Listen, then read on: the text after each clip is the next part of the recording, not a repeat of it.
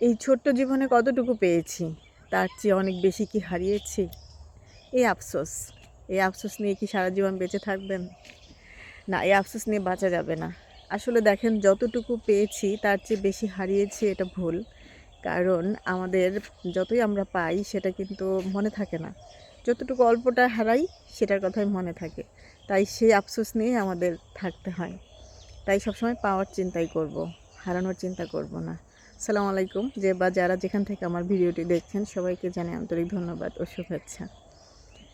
আসলে চাওয়া পাওয়া নিয়েই তো জীবন, তাই না? ছোট্ট একটা জীবন আমাদের।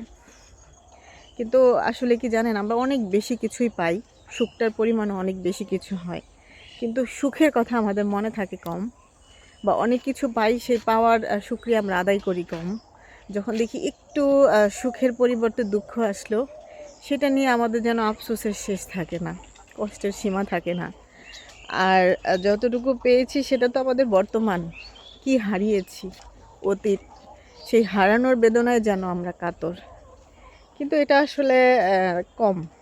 দেখবেন আপনার পাওয়ার তুলনায় হারানোর পরিমাণ খুবই কম। আর আপনার সুখের তুলনায় দুঃখটাও খুবই কম। আর এই জন্যে আমরা বাঁচতে পারি। তাই আমরা সবসময় সুখের কথাটাই ভাববো, পাওয়ার কথাটাই ভাববো। আপনার চারপাশে এলিমেন্টসের অভাব নেই। আপনি সুন্দর একটা জীবন পেয়েছেন, আলহামদুলিল্লাহ। সবসময় শুকরিয়া আদায় করবেন।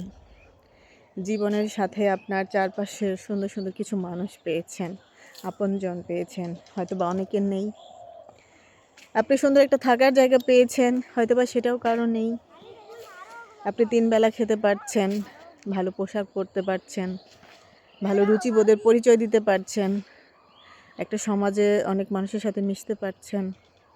আপনার মধ্যে সভ্যতা আছে, বিবেক আছে, বুদ্ধি আছে, জ্ঞান আছে। সেটা হয়তো অনেকের নেই। এভাবে দেখবেন যে চাওয়া পাওয়ার হিসাব যখন মেলাতে যাবেন, আপনার পাওয়ার পরিমাণ কিন্তু অনেক অনেক বেশি। আর আপনার সুখটা আসলে কি আপেক্ষিক। সুখের কোনো ধরাবাঁধা সংজ্ঞা নেই। এটাই সুখ, এটাই শান্তি।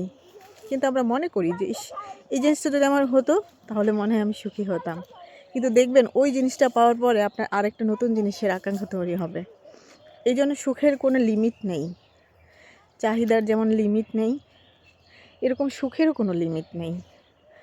এই জন্য আপনার কাছে যা আছে তাই নিয়ে যদি বলেন আমি সুখী। যা পাইনি তা আমার ছিল না, কখনোই হারিয়ে ফেলেছি, কারণ তা আমার তকদিরেই ছিল না। তাহলে দেখবেন আপনি সত্যিকারের সুখী মানুষ। ধন্যবাদ যারা পুরো ধৈর্য সহকারে আমার ভিডিওটি দেখলেন। ভালো লাগলে লাইক, কমেন্ট, শেয়ার করে পাশে থাকবেন। আল্লাহ হাফেজ।